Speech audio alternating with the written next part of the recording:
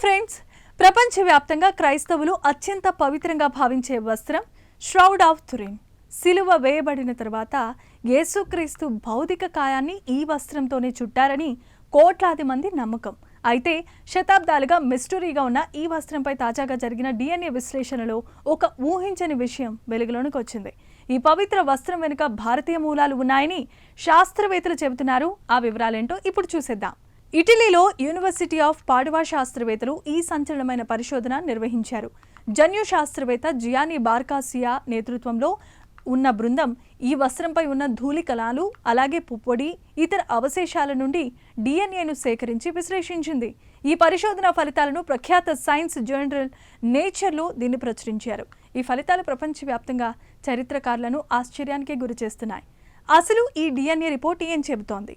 ఈ వస్త్రంపై లభించిన మానవ DNAలో సుమారు 38.7% భారతీయ సంతతికి చెందినదిగా శాస్త్రవేత్తలు గుర్తించారు. ముఖ్యంగా భారతదేశంలో సింధులోయ ప్రాంతానికి చెందిన జన్యువులతో ఇవి సరిపోలుతున్నాయట. అంటే ఈ వస్త్రాన్ని తయారు చేయడానికి ఉపయోగించిన నూలు భారతదేశం నుండి దిగుమతి చేసుకుంది కావచ్చు, లేదా అక్కడే తయారయ్యి ఉండవచ్చు అనే విశ్లేషణ సూచిస్తోంది. శాస్త్రవేత్తలు దీనికోసం జినోమిక్ సీక్వెన్సింగ్ అనే అత్యాధునిక టెక్నాలజీని వాడారు. వస్త్రంపై ఉన్న వివిధ వృక్షజాతుల పుప్పొడి, రేణువులను కూడా పరీక్షించారు.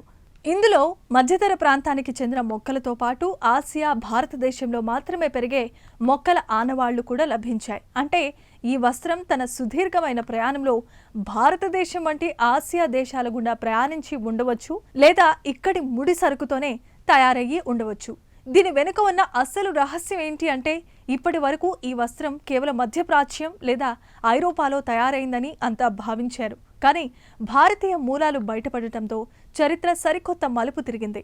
ఆ కాలంలో భారతదేశానికి, మధ్యధర ప్రాంతానికి మధ్య బలమైన వాణిజ్య సంబంధాలు ఉండేవని దీని ద్వారా స్పష్టమవుతోంది. ముఖ్యంగా నాణ్యమైన నూలు వస్త్రాలకు ప్రసిద్ధి చెందిన భారతదేశం నుండి ఈ పవిత్రమైన వస్త్రం వెళ్లి ఉండవచ్చనే వాదనకు ఇప్పుడు శాస్త్రీయ బలం చేకూరింది.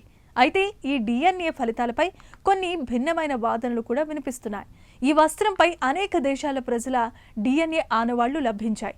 శతాబ్దాలుగా ఈ వస్త్రాన్ని తాకిన యాత్రికులు లేదా సంరక్షకుల ద్వారా ఈ DNA చేరి ఉండవచ్చని కొంతమంది శాస్త్రవేత్తలు అభిప్రాయపడుతున్నారు.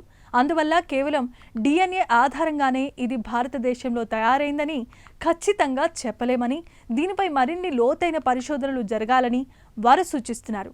కన్క్లూజన్ చూశారు కదా. ఆధ్యాత్మికతకు సైన్స్ తోడైతే వెలుగులోనికి వచ్చే అద్భుతాలు ఎలా ఉంటాయో. ష్రౌడ్ ఆఫ్ తురిన్ వెనుక ఉన్న భారతీయ కోణం ఇప్పుడు ప్రపంచవ్యాప్తంగా చర్చనీయాంశమవుతోంది. చరిత్రలో దాగి ఉన్న ఇటువంటి మరిన్ని రహస్యాలను భవిష్యత్తులో సైన్స్ ఎలా ఛేదిస్తుందో వేచి చూడాలి.